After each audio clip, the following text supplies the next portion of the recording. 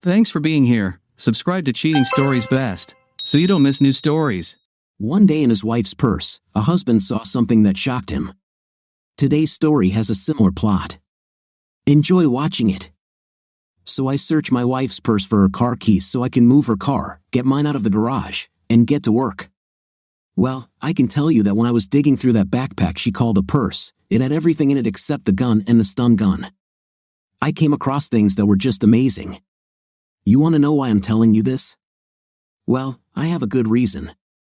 You see, the most surprising thing in this bulky bag was the unopened box of pregnancy protection products. Yes. So I pulled the box out of her purse and had to sit up before I passed out and fell and hurt myself. I felt dizzy, and the room began to tilt. Why is this in my wife's purse? Perhaps there is a reasonable explanation for them, but at that very moment, I could not think of one.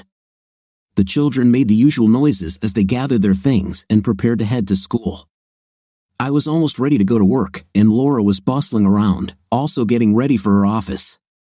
When she saw me sitting at the kitchen table and what I was holding in my hands, she froze, but only for a moment. She walked over, took the box from my hand, put it back in her purse, kissed me on the cheek, and said, "Have a nice day, sweetie.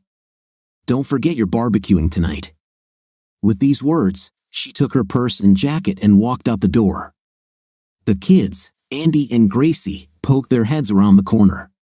"We're ready to go, Dad," and then headed into the garage. What happened next? I managed to drop my kids off at school without crashing my car or running over anyone, but let me tell you, I didn't remember any of it. Even when I walked into my tiny office, I passed people wishing me good morning, but I couldn't remember who they were. There I was, sitting in my office, looking out the window, trying to remember what had just happened at my house that morning. Did I dream this? I mean, did it really happen? What the hell actually happened? Why does my wife have these things in her purse? My mind raced from one thought to another, and of course, I went to the worst scenario imaginable. The main idea I had was that she was having an affair with some guy. Was she going to leave us? Did she want a divorce? Did she want to take my children away from me? I started to feel out of breath just sitting at the table as the enormity of it all struck me. I had to sit for a while with my head between my knees, trying not to lose consciousness. I sat there until there was a knock on the door and a head appeared from behind it. Someone wanted to know if I was going to have coffee at the shop on the ground floor. I went. The day went badly. When I returned home, I realized that the expression on my face was as if I had just witnessed a giant train wreck. I know I was pale, my legs felt like rubber, I think my blood pressure definitely increased, and I had some tightness in my chest.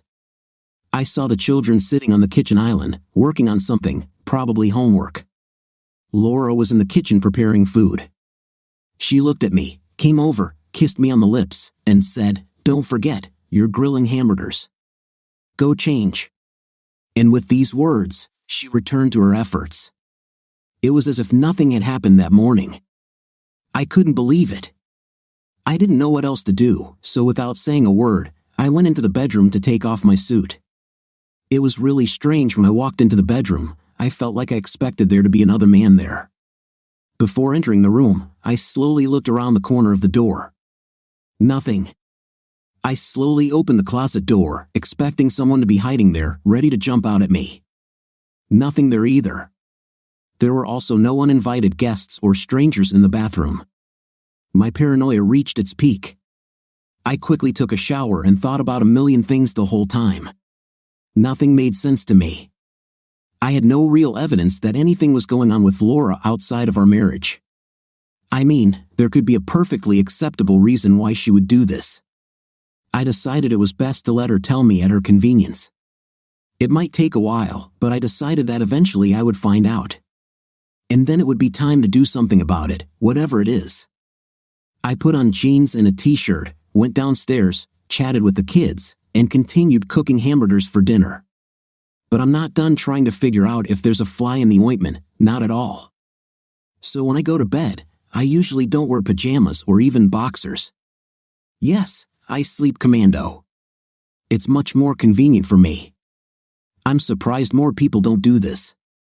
But since we have 2 small children, I keep a few pajama pants in the bottom drawer of my nightstand so they can be quickly used in case the kids barge into our bedroom. I can pull them out and up my leg while still under the covers. It's really easy to do. That night, I lay in bed and tried to read for a few minutes before falling asleep. Laura was in bed too, but she usually wears a long t-shirt that she can easily get up in, whether to go to the bathroom or handle something else, depending on the need or urgency. She says she's a bit more modest in that regard than I am. After putting the book down and turning off the light, I rolled over to her and said my usual, "Good night. I love you." She typically responds by saying, "I love you," then gets comfortable and falls asleep. I didn't sleep much that night and wouldn't for a few more days. A few months later, I finally found some rest, dreaming of someone who was very happy. Laura and I have a great relationship, but every now and then, in those really quiet moments when I'm alone, I still remember that morning when I found something in her purse. I've tried my best to forget it, but it never seems to leave me completely. I did some research online, and after reading about a million telltale signs that wives who have affairs exhibit, I was convinced that Laura wasn't one of them. Besides, it was months ago, and she had plenty of time to come up with a very compelling reason why she needed that item. I looked for some of those telltale signs the internet warned me about, and I have to tell you, Laura didn't have any of them. So why am I still thinking about this? Because I'm a man and a husband, yeah. A few more months later, that little doubt keeps gnawing at part of my brain. You've all heard that song that keeps playing in your head and won't go away. It's called an earworm. Well, I have such a worm, but it's not a song. It's an image. I need to know. I have to get this out of my head and out of my way. I have to do something about this. It makes me doubt myself.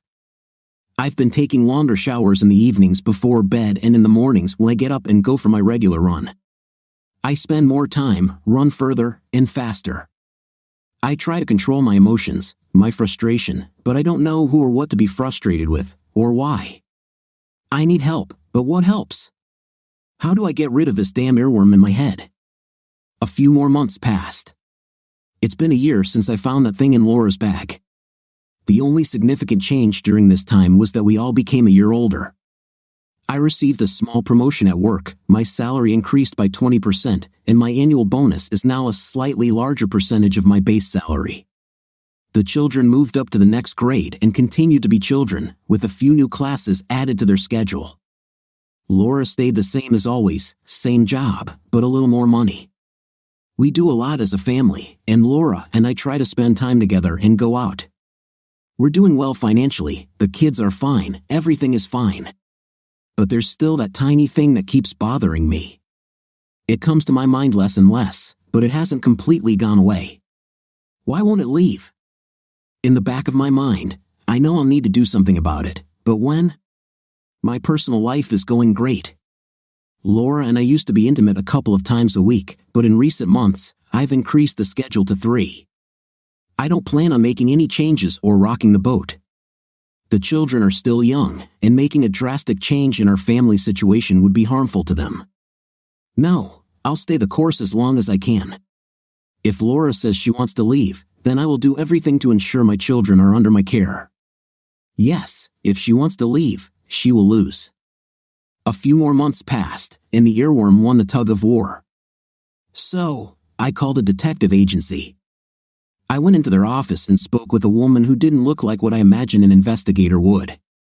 She was stunning, no older than 35, and to be honest, I didn't think she could help me. My prejudices and misconceptions got in the way, and I think I expected to see someone like Frank Cannon, who would mix bourbon with cigars and look shabby. What I got was more of a Charlie's Angels kind of thing. We talked at length about my concerns and what information I would like to get for my money. I wrote down a lot of details about Laura, where we live, where she works, the make, model, and number of her car, her cell phone number, and, of course, gave her the most recent photo I had on my phone. I left a deposit, and after a few questions, I left. Ms. Wolfenstein said she'd call me in a week with an update, and we would discuss what happens next. I left her office wondering if I was doing the right thing. Would knowing be better or worse?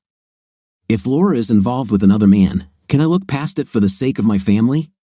That was the big, million-dollar question, and I had no idea how to answer it. 2 weeks later, I received a call at the office from Ms. Wolfenstein. She said she had a preliminary report for me and wanted me to come to her office to go over what she'd found. Then I could decide whether to stop the investigation or continue, so I went. This was not good. I walked into her office, and she offered me a bottle of water, which I took, opened, and drank. I knew from the look on her face that the news she was about to tell me was not going to be good. She started, "It turns out that Laura is involved with a man a little younger than her. His name is Trayvon Williams, and he is single. I have a photo of him with Laura, they are holding hands. Crap. Laura and I are both 35 years old, and her lover is about 25. He is tall, handsome, very fit, and black. He's not black, but he is black in the sense that he has a close white relative in his family." My mind was spinning in circles, and I knew I hadn't heard much of what she was saying. I looked at the table and didn't remember what was said after I saw the photo of my wife holding hands with another man. Miss Wolfenstein stopped talking, but I didn't know when. She sat and looked at me, and I could only sit with my mouth open, staring at the table. "Mr. Brady? Mr. Brady, are you okay?" I didn't answer. "Mr. Brady, please drink some water." "What?" "Please drink some water, Mr. Brady." I looked at the bottle as if I didn't know how it ended up in my hand. I took a sip, then another, and another. I emptied the bottle, and then things got even worse. A trash can appeared in front of my face, and of course, the contents of my stomach decided to rise powerfully. I threw up everything, and it didn't feel good. As the cramping subsided, I sat down in a chair, and the realization that Laura was cheating began to sink in. Now, what should I do? After the great revelation of Laura's lover in Miss Wolfenstein's office, I struggled back to my office and closed the door. A couple of things had to happen. It turns out that Miss Wolfenstein is married to a lawyer who handles divorce cases. She gave me his business card and said he would call me, and I could talk to him about options. Options? What the hell are the options? He actually called, and quite quickly. His name is Jordan Walters, a local guy who practices many different types of law, including family law. I checked online, and he has a very good reputation. He wins for his clients. So I went to him. Well, that was damn informative. After an hour of talking with Mr. Walters, it became clear that if I decided to take any action against Laura, the result would likely be that I would get thrown out by the New York State Family Court. It turns out that New York family courts generally believe that only the mother can take care of the children, a very outdated idea, if you ask me, and that fathers are left paying for everything else the family might have had if they stayed together. Yes, I understand that family courts often deal with fathers who try to avoid paying child support, and they have a duty to protect children from such irresponsible fathers. But in cases where the father is responsible, capable, and willing to care for his children, the court should take this into account and treat both fathers and mothers fairly. Mothers aren't always squeaky clean either. Some women aren't meant to be mothers, and in such cases, the father is a logical alternative to prevent children from suffering. Courts see many examples of mothers with addictions, mental health problems, and other conditions that indicate the children would be better off with their father. The saddest cases are those where neither parent is fit to raise the children, and they end up with grandparents or in the foster care system. This sucks. You won't believe the advice my new lawyer gave me. I still don't believe it. Jordan and I discussed in detail what was important to me in my marriage to Laura and what my priorities were with the children. I started telling Jordan what I wanted to do now that I knew Laura was unfaithful. I wanted to divorce her, simple and clear. I wanted her to leave and not come near me or the children. I wanted to keep the house, the kids, and for her to pay some child support. Jordan looked at me with an expression that said I had my head in the clouds. I think I might have set my expectations too high, but damn it, I'm not the one having an affair. Will the family court punish me, the injured party? It turns out that it very well can. At the end of our discussion and his recommendations, I left and walked part of the way back to my office. I stopped to grab a much-needed cup of coffee at Starbucks and sat looking out the window, watching people pass by. I thought about what Jordan advised me. He apologized for what he recommended, but said he had seen too many clients make hasty decisions in the heat of anger and live to regret them. He left me with 2 pieces of advice: don't do anything stupid, and don't do anything yet. The first part was pretty simple. If I did anything to get back at the guy Laura is having a night with, I would probably end up in jail, and then anything I wanted from family court would be immediately rejected. No judge would grant me custody of my children with an assault charge and a criminal record. Moreover, it would affect my career and ruin my life in general. Losing your head and doing something stupid would be a mistake. Besides, it's just not in my nature. The second part of Jordan's advice was much harder: do nothing. Can I sit back and do nothing? Should I let Laura enjoy her romance, or should I try to push her out the door? I really wanted to do the latter. There must be consequences for what she's doing. But Jordan warned me that this was a long-term game, and I needed to be patient if I wanted to succeed. I'm not sure I have that much patience. When I returned home, armed with new knowledge and wise legal advice, I looked at Laura, and she was the same as always. The children were busy with their own affairs. I didn't say much to anyone, but I changed my clothes and grabbed a beer from the fridge. Laura looked at me and said, "Don't get carried away with beer, we have football tonight." I put the unopened bottle back in the refrigerator. We had a quick dinner, and then we all piled into the car and drove to the football field. Everything felt so normal. Time was passing. Friday night, I returned home around 5, as usual, and was greeted by the kids watching TV in the living room and Laura sitting at the kitchen table. She hadn't changed out of her work clothes and was looking at her tablet, with a glass of wine next to her. She looked at me as I walked into the kitchen. "You're home. Okay, grab a drink and sit with me." "Okay." That was a little unusual. Something was wrong. The hairs on the back of my neck stood up, making me feel anxious. Something was happening. What exactly? Maybe it's nothing, but maybe it's something. It's time to find out. I'll go change clothes first, then grab a beer. I'll be back soon. Laura returned to watching her tablet very carefully. I went into our bedroom, took off my suit and tie, and put on jeans and a long-sleeve t-shirt. I always keep a small supply of my favorite IPA beers on hand and usually have 1 or 2 in the fridge in the garage. I went to the garage, took a beer, poured it into a glass, and went to the kitchen. I pulled out a chair and sat down. "So, what's on your mind, Laura?" I need it from Trey, but I try to keep this desire in perspective. My family comes first. My children and my husband are important, and I try to make sure their needs and my needs for Trey don't overlap. At least, that's my intention.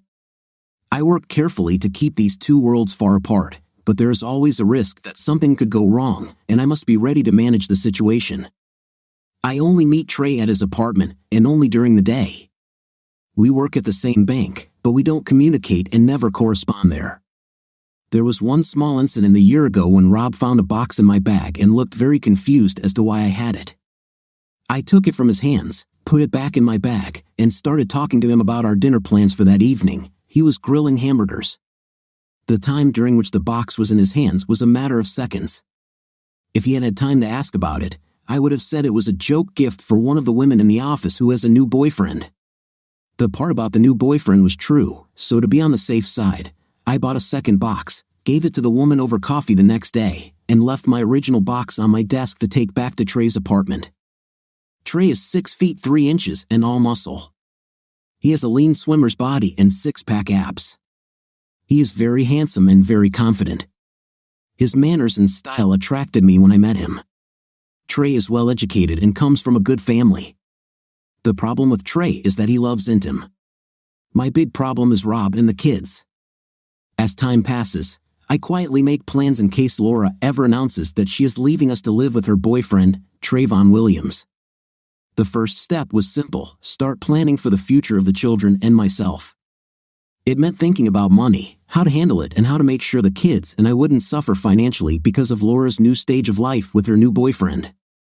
My new best friend, Jordan, suggested I meet with a financial advisor who could help me arrange things so that a significant portion of my assets remained under my control. It all sounded a little shady, but it was actually completely legal. He opened trust accounts for the children, where I was the sole controller of the funds. The idea was to provide for their education after school as well as for other needs. I quietly transferred my annual bonus to these accounts. The money was invested in blue-chip stocks and bonds that paid dividends, and the dividends were automatically reinvested in additional shares. Over time, the amount in these trust accounts would slowly grow. I looked at our joint credit account balance and lowered the maximum spending limit on the card. I told Laura that this was for security in case the card was stolen or hacked, to limit our liability. She agreed that it was a good idea. She is a banker, after all. I took inventory of the essential items in our home, telling Laura I was looking for the best deal on insurance, but that the company I was considering needed to know what valuable items we had. I needed to be prepared for the day Laura announces she's leaving me and the kids for her boyfriend. I wanted to make sure the divorce would be as painless as possible for me and the children, but I know it's never like that. Jordan confirmed this. Laura, Trey wants me to spend the weekend with him. How can I do it? I need to come up with some kind of story for Rob, but what could it be? I've been thinking through different scenarios in my head, but I can't find one that would allow me to be away from home on the weekend without Rob finding out I'm lying. My family won't help, they all live nearby. My job won't help either, bankers rarely have weekend meetings, at least not at my bank. My friends won't do, they all know Rob, and I'm certain they'll eventually spill the secret, and then my game will be over. I told Trey we should limit ourselves to a couple of hours at lunchtime, but he wants more.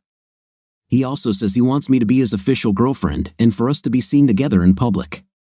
That's not going to happen, but damn, it feels so good, and I still want it. I need to think of something. A few weeks ago, I was going to tell Rob that I wanted to go out on a date with a friend. At the last moment, I got scared and didn't do it, and I did the right thing. But Trey wants more time with me, or he's threatening to leave. He says he needs a girl he can spend time with. He says he enjoys being with me, but a few hours a week isn't enough. He needs more. I want to keep what I have, but I don't want to risk Rob finding out. A little more time with Trey would be nice, but I have to find a way to do it without risking my family. Time is ticking, and Trey wants me to spend next weekend with him. He's having a gathering with some friends and wants me to be there as his girlfriend. If I don't agree, I can say goodbye to him. It's not that Rob doesn't satisfy me, but Trey just does it better. So, what should I do? I'll have to take a risk. Wish me luck. Today is Thursday, and I just got back from work. I need to get changed, relax a little, and then help prepare dinner and play with the kids. I see Laura sitting at the dining table with her tablet, looking very serious. Laura, Rob, honey, why don't you grab a beer? I want to talk to you about something important that you need to know. Damn it. Okay, here it is. I didn't think it would happen now, but I guess now is the time. Rob, I'll change my clothes first, and then I'll grab a beer. I went to our bedroom, took off my suit, and took a long shower to wash off the day and prepare myself for what I thought was about to happen. I was actually nervous, knowing today would change the dynamics of our marriage, our family, our lives. Everything I've worked for is about to change. I held my breath and reminded myself to let it out. It's time to start this show. When I returned to the kitchen, I noticed Laura was clearly nervous. She raised her glass of wine, and I noticed her hand shaking slightly. Something big was definitely coming.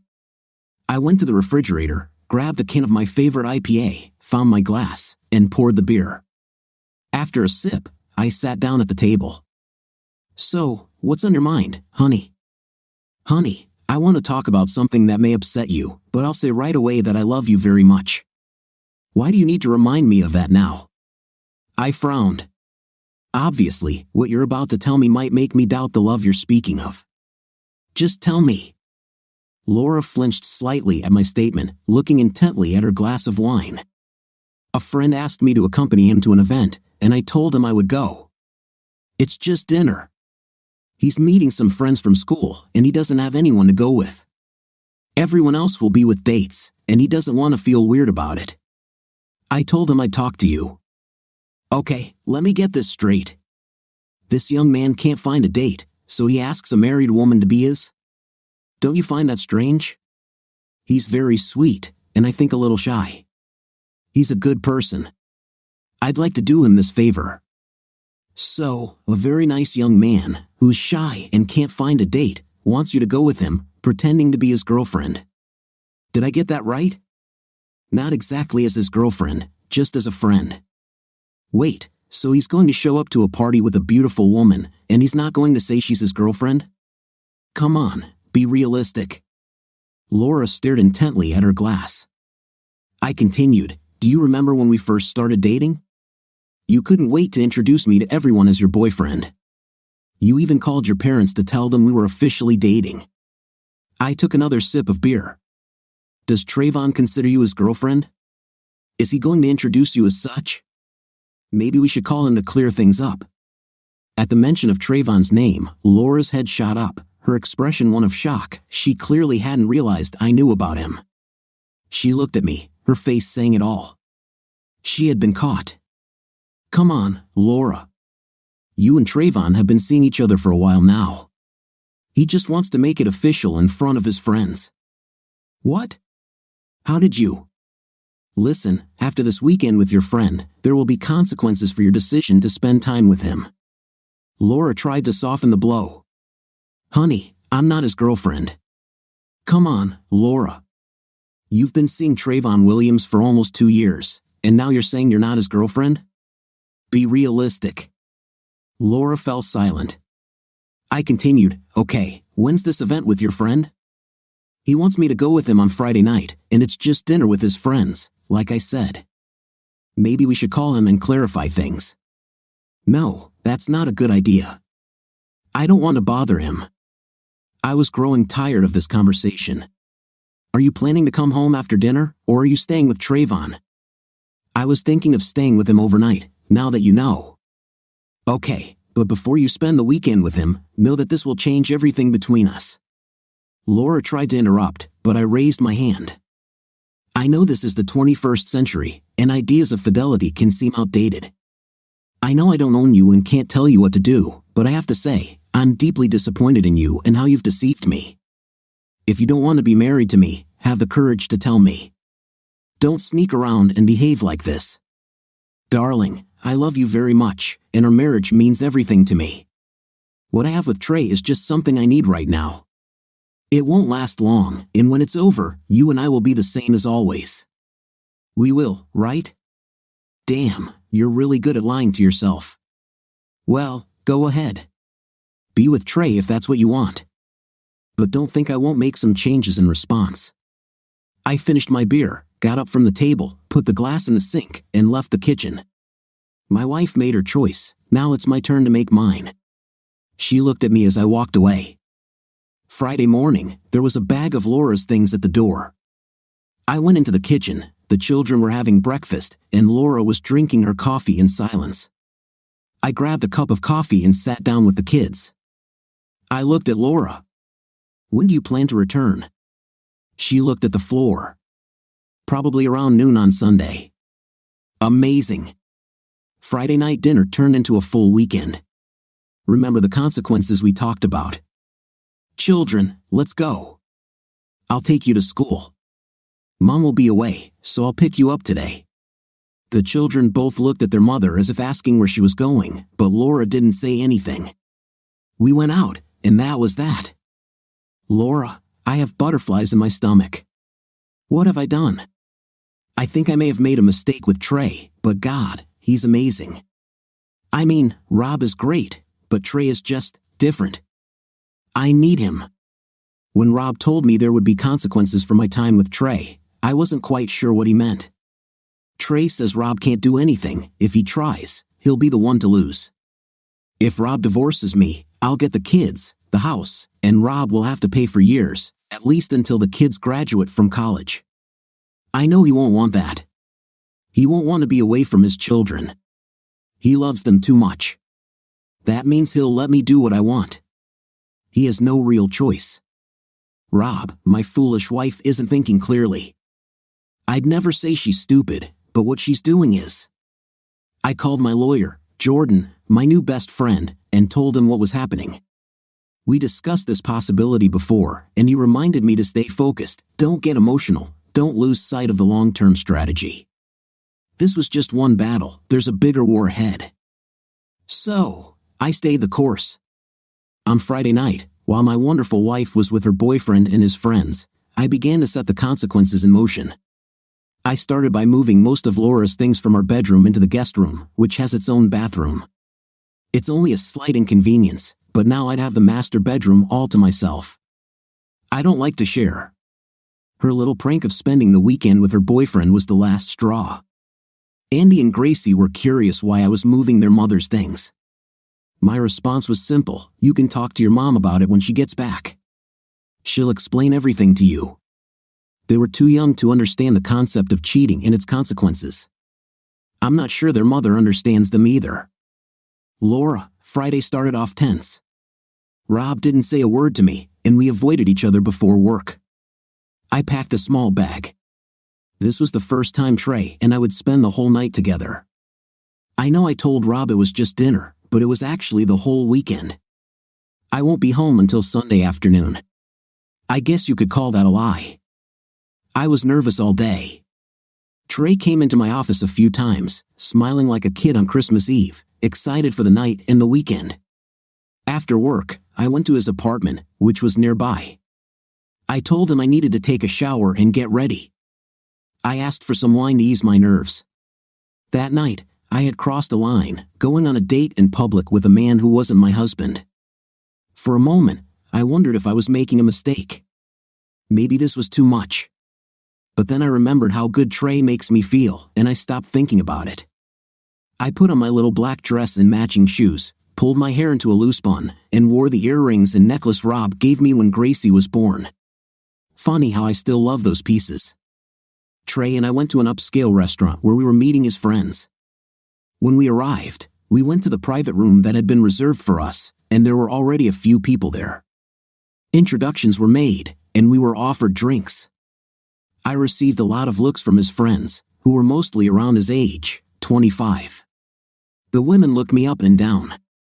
We had dinner, and the wine flowed freely. One of his friends came up to me and mentioned that he and Trey were on the same university swim team. He was also tall and well-built. I think all the alcohol gave him the courage to ask some questions. His name was Jacob. "So, Trey says you and him are together," he began. "I'm not sure what you mean by together," I replied. "Well," he said, "he mentioned that you and he have been together for a while." "Trey and I have worked together for several years now, if that's what you mean," I said. He laughed. "No, I mean you've been sleeping together for a while now." "That's what I mean." I looked him straight in the eye and leaned a little closer. "What happens between me and Trey is none of your damn business." He looked a little surprised. "But I'm sure it's your husband's business." Then he turned and left. Apparently, Trey had told his friends that he was sleeping with a married woman. Was I stupid enough to assume he wouldn't tell anyone about this? I felt a little cheap at that moment and sat down. Trey came up to me and said that everyone was going to see one of their friends who had a hot tub. The night was getting long, it was almost 1 o'clock in the morning, and I was tired, but they all wanted to continue the party. I decided to stay and enjoy the rest of the night. I didn't have a swimsuit, but I quickly learned that they preferred to swim without one. Laura, when I woke up, it was almost noon. My head hurt, and my body ached.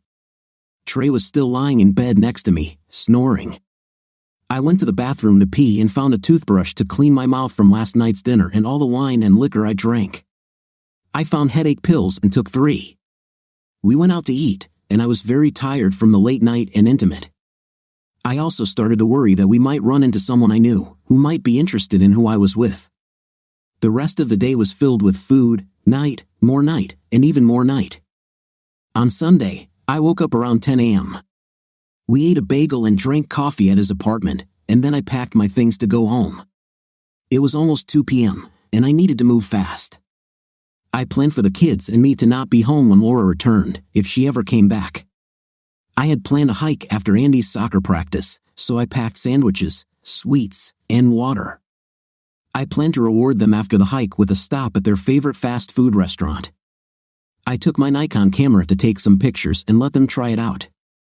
I think we all had fun as we walked along the path to the observation deck.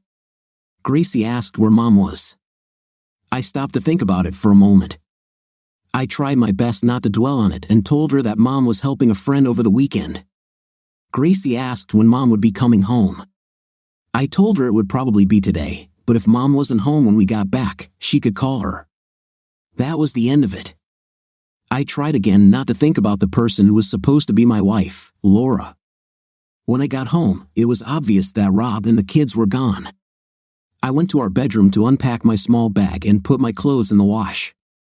When I entered the bedroom, it looked a little different, but I didn't understand what was wrong until I opened the closet door. All my clothes were put away. Damn it.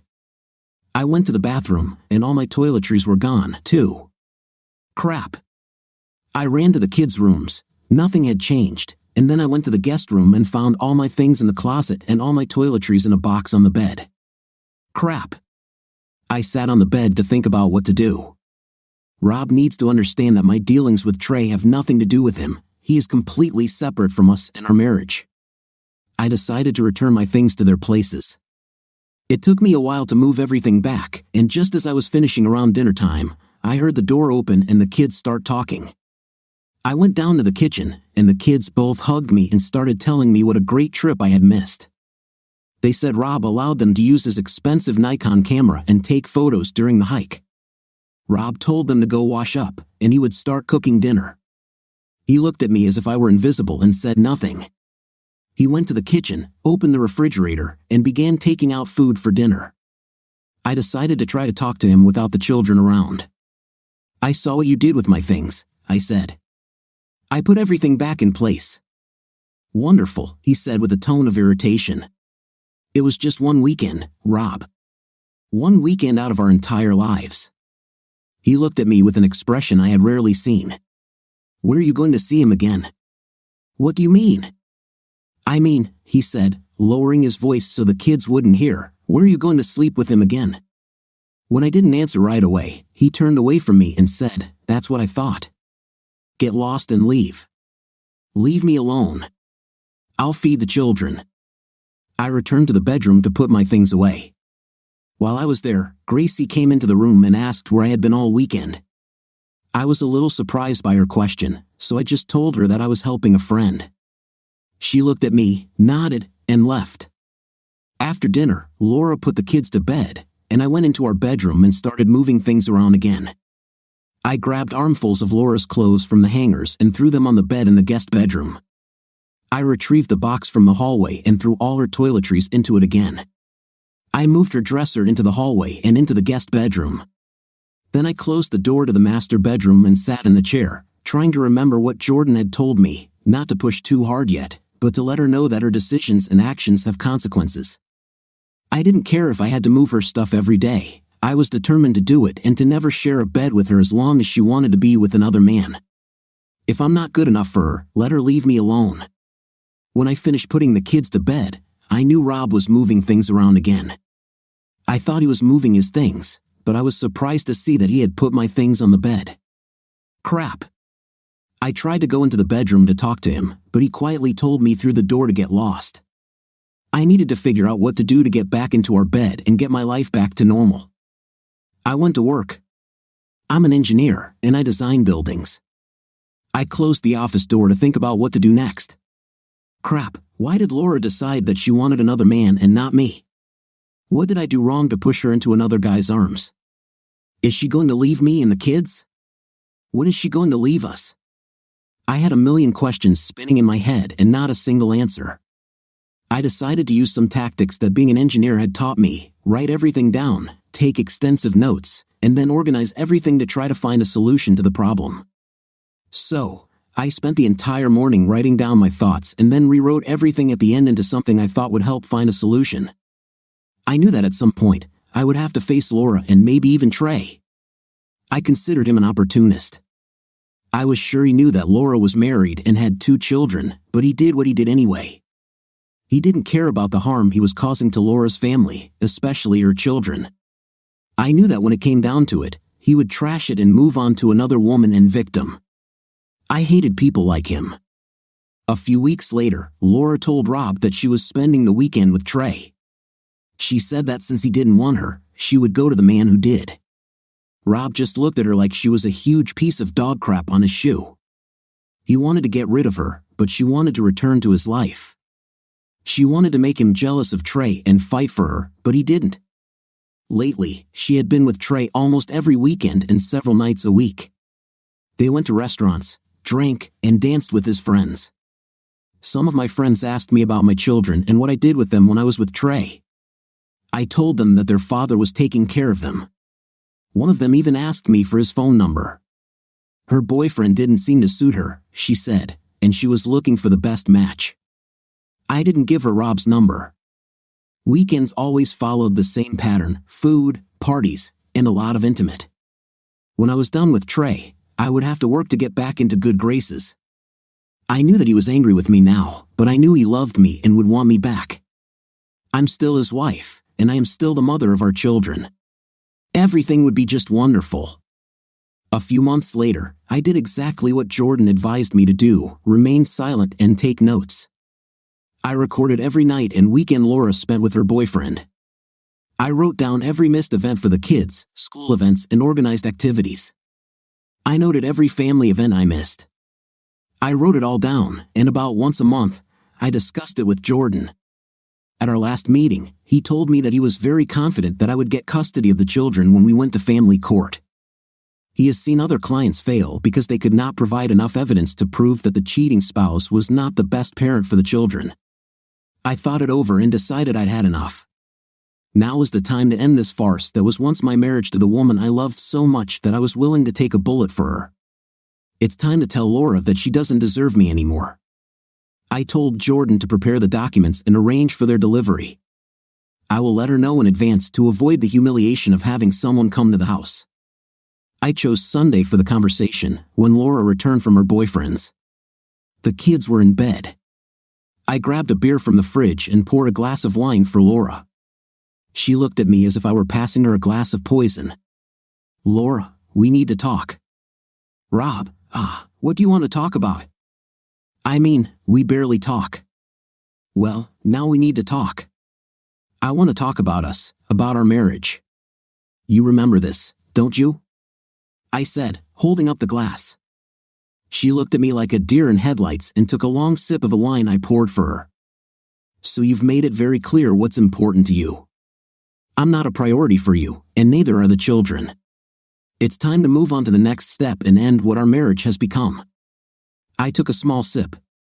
Laura didn't say anything, so I continued.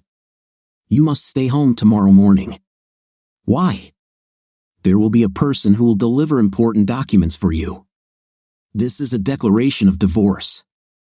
I don't want to be your husband anymore." I took another sip. Laura still didn't say anything. "You've spent enough time with Trayvon Williams over the last year and a half to make it clear that you don't want to be my wife and you don't want to be a mother to Andy and Gracie. I want you to move." "Do you want me to move?" "Yes. This usually happens during a divorce. You can be with Trayvon Williams as long as you want and not have to worry about me or the kids.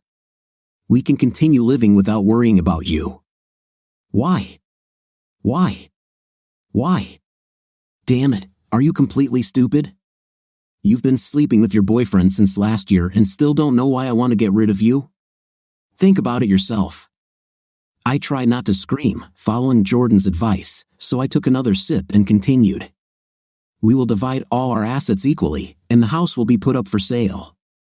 I will have custody of Andy and Gracie, and I will ask that you pay child support and contribute to their education fund. In addition, you can take any furniture from the house except for the children's things."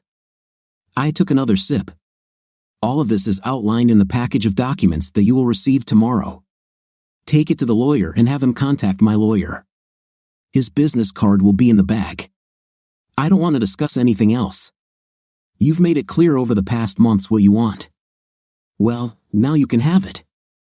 I got up and left. Laura was still sitting at the table.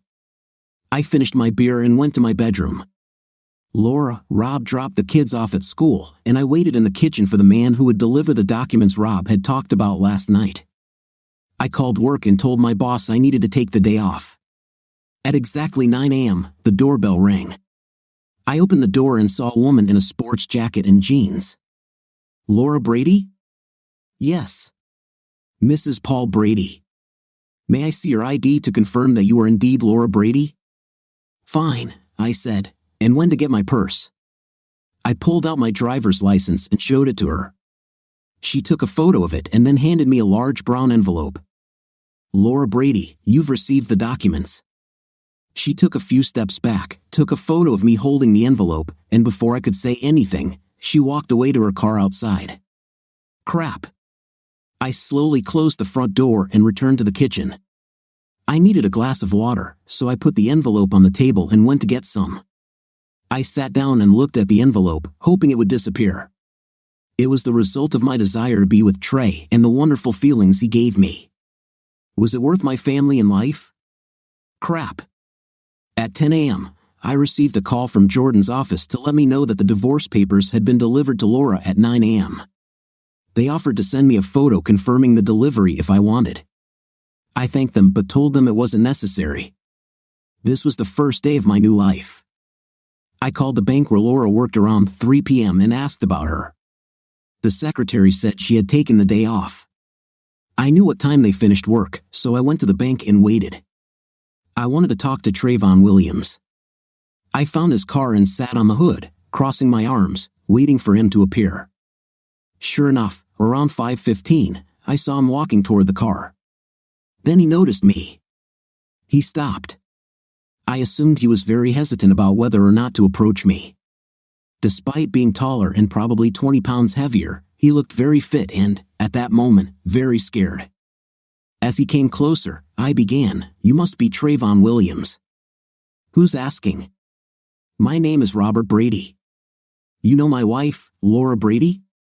"Well, I suppose you should, since she's been your girlfriend for a year and a half." "What do you want?" "I came to say that you have one. She is now completely yours." "What? What the hell are you talking about?" "It's simple. You wanted it, you got it. She wants you instead of me, so now she is free to be with you all the time." "That's what I'm talking about," I said. "Dude, I don't want a woman on a permanent basis." "Yes, I like being with her, she's very nice, but I don't need another permanent girlfriend." His words piqued my interest. "Please explain one more time, if possible." "Laura let me know that you two are exclusive." Trayvon suddenly looked guilty, and I instantly realized that he was not only sleeping with Laura, but now it was not my problem. I laughed out loud and stood up from the hood of his shiny BMW. "Well, Trayvon, that's your problem. I hope you have some space in your closet because she has a lot of clothes and shoes." I laughed again and went back to my old Subaru Outback. My next destination was home. Laura, being a banker, would probably quickly transfer money to accounts that I don't have access to. But I beat her to it and transferred half of our money to my account at another bank. I drove home slowly. When I entered the house, I saw the children at the table. They were doing something, probably homework. "Where's Mom?" I asked. Gracie looked at me and said, "I think she's upstairs." "Thank you." I walked up the stairs and went to my bedroom to change clothes. I heard Laura blowing her nose in her bedroom. I intended to ignore her the same way she had been ignoring me and the children for the past few months. I changed and went back to the kitchen to start preparing dinner for us. A few minutes later, Laura came downstairs without saying anything and drove away in her car. I looked at the kids and said, "I think she went to help that friend again." They shrugged their shoulders and continued with their business. Trayvon wasn't responding to my messages, so I drove to his apartment. He let me in but wanted to know why I came. I told him that Rob filed for divorce citing infidelity and that he listed Trey as the person Laura cheated with. Trey simply responded, "What the hell?" and turned away from me, walking into the kitchen and grabbing a beer from the refrigerator. He looked at me and asked, "What do you want me to do?" When I didn't answer right away, he continued, "Your husband found me at the bank today to tell me he was kicking you out. He even asked how much space I have in my closet for your things." I didn't answer him. What should I have said? That we are just sleeping together and that's all? You introduced me to your friends as your girlfriend. Am I your girlfriend or just someone you like to have a night with? What do you want from me? We had a lot of fun, but that's about it, just fun. He paused and then added, "I don't want a wife or girlfriend living with me." "Sorry." "Thanks for nothing, you an idiot," I said, and got up and left. I needed a plan, a lawyer, and help to save my family. Crap. 2 weeks later, my lawyer Jordan was in contact with Laura's lawyer, and we were getting ready to get to the bottom of the matter. Her lawyer, the shark in the blue skirt, suggested we go to family court to sort out the details. The first thing Laura wanted was for us to go to marriage counseling and use it as a way to get to the bottom of what she called a big misunderstanding and mental health episode on her part that led to bad decisions and her cheating. I wasn't sure what kind of mental health episode she was going to claim, but Jordan was pretty sure Laura would claim that she suffered from depression, which made her need to feel wanted. When she didn't get it from me, she became very receptive to the advances of Trayvon Williams, who would be portrayed as an intimate opportunist who wanted to conquer vulnerable women. There might also be a hint of intimate addiction thrown in to further confuse things. Hey, it seemed to work for that famous golfer. Maybe Laura will find something the family court will buy. Who knows? I'm not a psychiatrist, but I realized there was a significant effort being made to convince me that if we went to marriage counseling and Laura got mental health therapy, we could put all of this behind us. Otherwise, the big losers in a divorce would be our children, who would not have both parents with them daily to nurture and guide them. So we started the dance. The judge, a very motherly woman in her 60s, gave Laura the benefit of the doubt based on her mental health claim and ordered a stay of all divorce proceedings until marriage counseling was completed and a report from Laura's mental health therapist was received. Until then, Laura was allowed to stay in our home and, of course, with our children. No other action to divide the property was to be taken until these two things were completed. Jordan knew this would happen and had told me in advance how he thought it would go. We all sat around a conference table rather than in a courtroom, and at the end, I walked out with Jordan to discuss the way forward. His advice: do nothing, go to marriage counseling, and see how it unfolds. He reminded me that I would eventually get my divorce, but it was also that Laura would get custody of the kids, the house, and most of my income to support her. Be patient, and I will get what I want. 4 months later, I went through 12 marriage counseling sessions and laid out everything I knew and wanted. The marriage therapist, another wonderful woman in her 60s with a huge head of white hair, Dr. Snow, an appropriate name, spent many hours discussing our individual needs for recognition and helping us understand that we, as individuals, have complex needs that we often ignore when we've been married for a few years and have kids, careers, and busy lives. I had a pretty clear idea that I was being set up to fall, that I was unconsciously ignoring Laura's needs, essentially forcing her to turn to another man to meet those intimate needs because I couldn't cope. It was all very beautifully phrased, but the blame lay with me, and Laura deserved intimacy with another man. It was all complete nonsense. I took notes from most of the sessions and gave them to Jordan, who planned to bring Dr. Snow into family court at the appropriate time. At one of the sessions, I specifically touched on the topic of what constitutes a modern marriage in the 21st century. I asked, is the promise to renounce all others being kept given the supposed new attitude towards fidelity? Dr. Snow looked very uncomfortable with the question and visibly fidgeted as she tried to answer. She tried to say that some infidelity is acceptable as long as it is agreed upon by both parties, but then it's technically an open marriage. I went back to the question, if one party hides the fact that they are having a night with someone else, is that acceptable? Dr. Snow tried to change the subject by saying that one of the purposes of marriage counseling is to correct the imbalance between the activities of marriage partners. I pressed, is hidden infidelity acceptable behavior? She knew that wasn't the case but tried to deflect by saying our time was up and assigning us homework. Yes, homework. We had to discuss the issue of trust and how we could improve the trust between us. Certainly, Laura, my temporary reprieve was quickly running out, and I was no closer to convincing Rob to end the divorce. We hadn't shared the same bed for many months, and of course, we didn't have an intimate. Marriage counseling was not working, and my individual visits to a psychologist did not result in what my lawyer expected. The doctor's report basically stated that I was not crazy and fully understood what I was doing, but I was acting out of a selfish desire to have a night with a man. The report also stated that I ignored the consequences of my actions until Rob filed for divorce. I'm not suffering from a mental crisis, I'm just stupid. Wonderful. Jordan arranged time with a family judge to begin the process. Until now, there had been no mention of which of us would get custody of the children. For me, this was the most important thing in this divorce. We gathered in the conference room, ready to lay out the case and present my custody plan. First, we called Dr. Snow, a marriage therapist, to report on the results of 12 torturous sessions of nonsense. Jordan asked her to report on the results of the sessions. She went to the judge and gave a brief report that basically amounted to the fact that I was reluctant to share my feelings, and therefore the root causes of our marital problems were not properly addressed. Jordan jumped on this. The judge intervened immediately. "Lawyer, there is no need to stand up in this court to ask questions." Jordan nodded, but I could tell he was eager to continue. "Dr. Snow, let me ask you a question. Did Laura Brady tell you why she felt the need to have Intim on the side?" "Well, it's not such a simple question. You see, human needs are very complex, and what we need to thrive is determined by these complex needs." "So, she wanted intimate with another man?" "Well, yes, but it's not as simple as you make it out to be."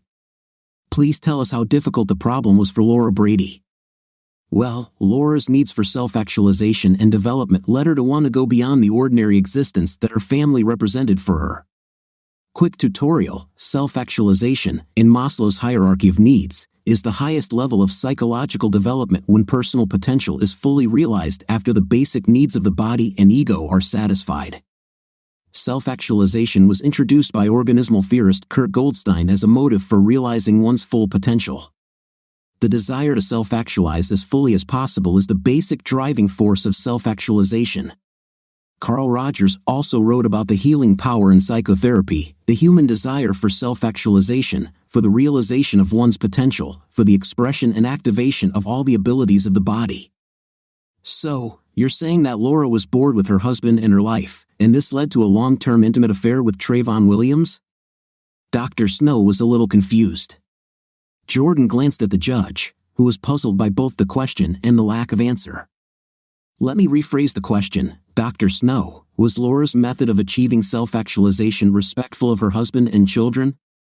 "I'm not sure what you mean." "Well, the need for self-actualization doesn't necessarily imply the need for a night with others outside of marriage, does it?" "Oh, no." "So could it have led to a better outcome for Laura if she had directly told Robert about her need for an intimate relationship with Trayvon Williams?" "Again, this should have been between Laura and her husband." "Did she ever tell him about her plans to have a night with Trayvon Williams?" "Well, eventually, yes.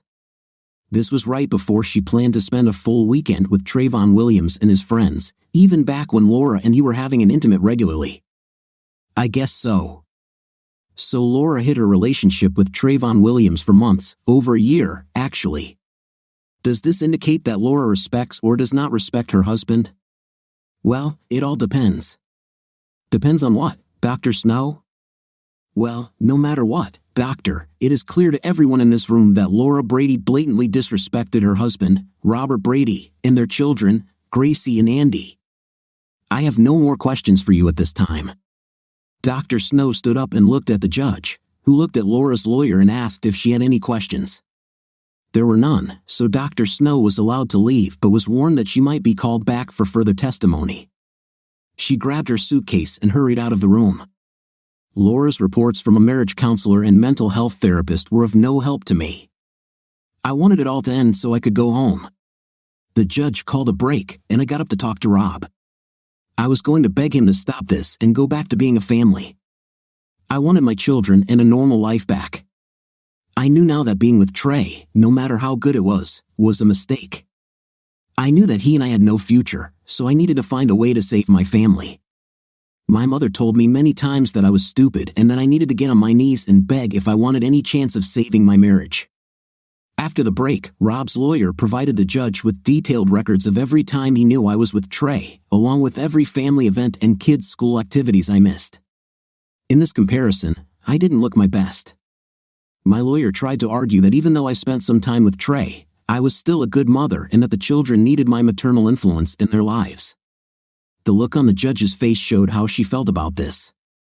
Rob's lawyer presented the judge with a child care plan and even suggested that I would have a lot of time with the children, but Rob would be the main caregiver. The judge looked at the lawyer and asked if we had any more evidence to help her make a decision. Since we had nothing, the meeting ended, and everyone left. I wanted to talk to Rob, but he quickly left with his lawyer. I was still living at home, so I thought I could talk to him later. I returned home from the family court hearing, gathered the kids, and we went out to eat. They didn't ask where their mother was, and I didn't offer any information about her. I thought she ran to her boyfriend to try to talk to him, but he's been cooling off on Laura lately. I was ready to move on to the final stages of this nightmare. I wanted the judge to approve the settlement plan I proposed and allow me to move on with my life. 2 weeks later, I was back in family court with Jordan, and Laura was here with her lawyer. I really hoped that everything would end today. When the trial was announced, the judge thanked us all for our patience over the past 2 weeks while she reviewed all the documents presented to support our individual positions in this case. It all sounded very formal and unemotional, and I admit that I didn't listen very carefully to what she was saying. Luckily, Jordan was listening because he nudged me and suggested that I pay attention. I was lost in thought, reliving all the trouble Laura had caused by having a night with Trayvon Williams, disrespect, betrayal, ignoring our children. If she wanted another husband, she should have said so 2 years ago, and we could have saved ourselves a lot of heartache. But no, she didn't. She hid her infidelity while putting my health at risk of contracting diseases from Trayvon Williams. A good wife, isn't she? I came back to reality and started listening. I was glad I did. I got almost everything I wanted. The most important thing was child custody, and we could stay in the house. Since I earned more than Laura, I would be primarily responsible for the mortgage, but she would have to pay monthly child support and contribute to the children's education funds. In reality, this isn't a lot of money for her because the judge has ruled that she will have very liberal visitation, which in itself will require expenses. Essentially, I will continue to pay for everything I pay for now, and Laura will have to pay a little for educational funds. I consider this a victory. The judge gave Laura 30 days to find a new place to live and said the divorce would be final on that date. I thanked the judge, who smiled and nodded at me, and then I vigorously shook Jordan's hand and hugged him as a token of gratitude. As I was leaving the meeting room, I stopped specifically to talk to Laura. We haven't spoken in many recent months, except about the kids, the house, or family matters. We need to tell the kids together that you are going to move. When can you do this? She looked at the floor as she replied, "Why not do it this weekend?" Okay. I left it at that and went home. Laura arrived 5 minutes after me, and we actually sat down at the kitchen table. For the first time in a long time, we looked at each other. "So, how do you want to tell the kids that their mom will be living somewhere else?" I added, "Are you going to move in with Trayvon Williams?" Laura's head snapped up to look at me. No, Trayvon. Have you thought about where you want to live, what type of housing, house, apartment, or rental? She exhaled at the thought. No, not really. I think I need to start looking. We were silent for a few minutes.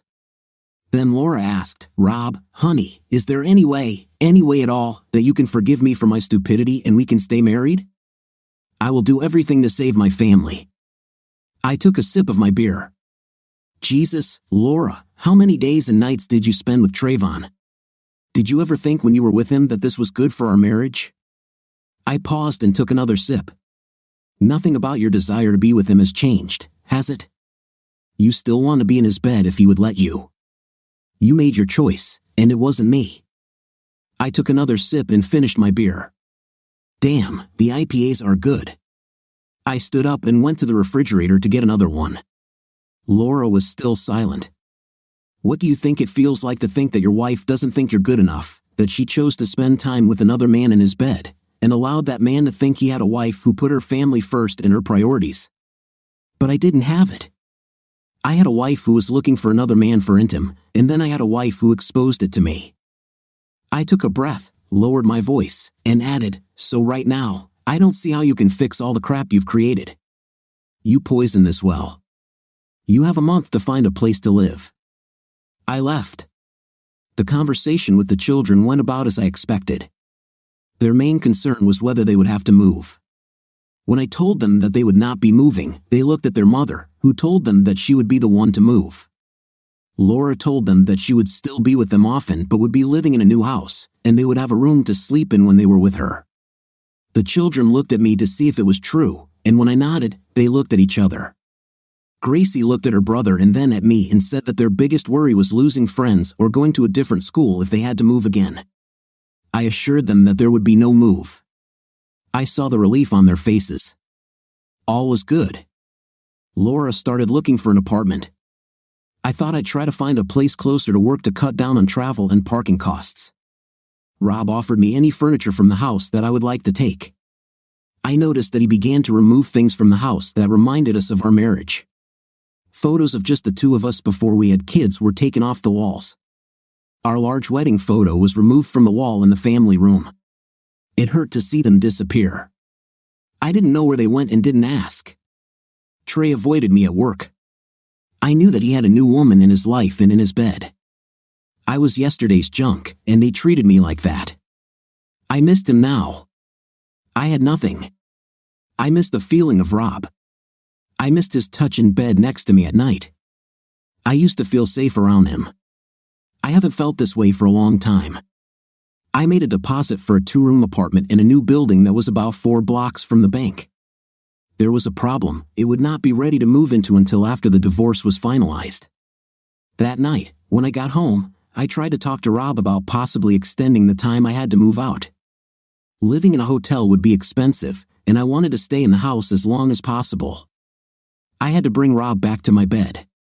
This would stop all this nonsense, and we could return to a normal family life. I heard a knock on the bedroom door and realized it was Laura. "What can I do for you?" The door opened a little, and I saw Laura enter the room.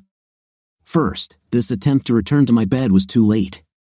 It should have been a long time ago, long before she chose Trayvon Williams. She only wanted me as a safety net to pay the bills and handle all the daily routine things. Secondly, she still looked beautiful without clothes, and I would miss the intimacy we once had. We hadn't shared any intimacy for so long that I put it out of my mind and tried not to think of her as the woman I loved and would do anything for, and whom I liked. It's long since dead and gone. I looked at Laura and rolled over, pulling the blanket over my neck. "Close the door when you leave." I knew she stood there a little longer, then she picked up her clothes, got dressed, and quietly left the room. "Laura, everything is over. Rob doesn't want me.